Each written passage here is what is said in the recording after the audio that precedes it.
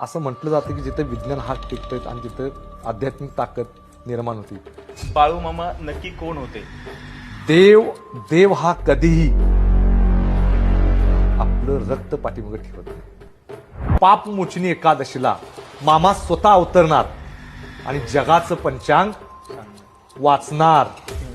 मामा सांगतात एक खांब कैलासात आणि दुसरा खांब मेतक्यात, याच्याशिवाय दुसरा खांब या पृथ्वी तलावरती नाही.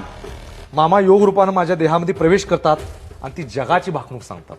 की न्यूझीलंडमध्ये असणार स्कॉटलंडमध्ये तुम्ही मामांची मूर्तीची प्राणप्रतिष्ठापना केली, ते कसं घडलं? ते ज्यावेळी मामा एक वेगळंच वागायला लागलेत असं ज्यावेळी त्यांच्या वडिलांच्या लक्षात आलं तेव्हा याला गडी ठेवण्याशिवाय गत्यंत नाही म्हटल्यानंतर चंदुला शेटजींच्या घरी बाळू मामांना चाकरीला ठेवलं.